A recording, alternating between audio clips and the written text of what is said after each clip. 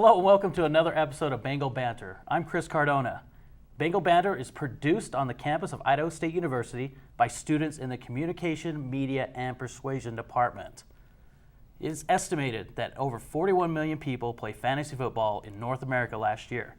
And with the National Football League in full swing, players from across the country are scrambling to adjust lineups every Sunday.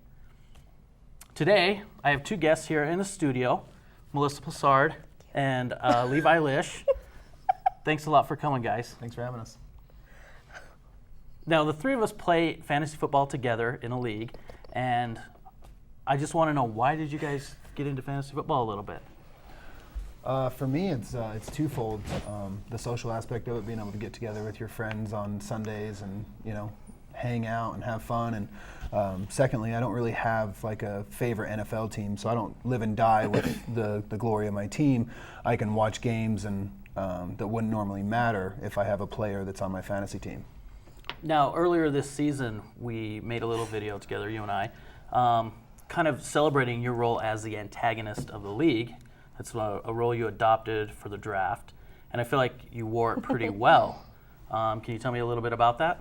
Money Manziel was kind of born out of the fact that there were a few league members that weren't as happy about me winning as I might have been. So I kind of took the opportunity to rub salt in the wound and kind of go over the top with that antagonistic role and kind of rub it in everybody's face that this is my year to carry the trophy.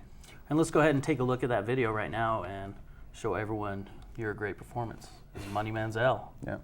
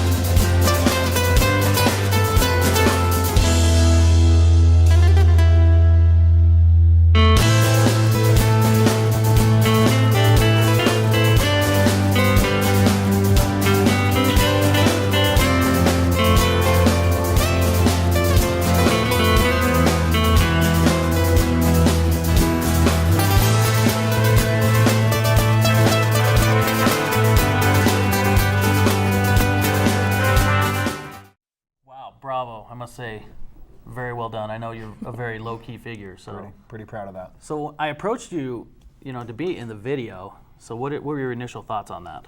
I was happy. I want to kind of put that on record so that anybody, when they want to trash talk about the championship and beating everyone in the league, that I can show them that video and it's going to forever live, especially when they haven't won one. So.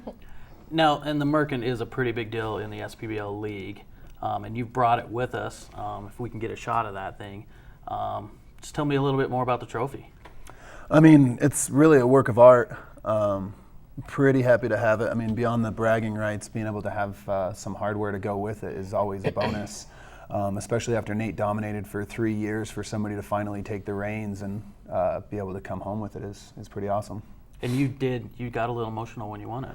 A little emotional, yeah. I mean, I don't normally get carried away, but I mean, it was a pretty special moment. It's like, a child being born. So. Yeah. Now, we have Melissa here because we also play in another league, all three of us together. It's called the Instant Regret Tattoo League.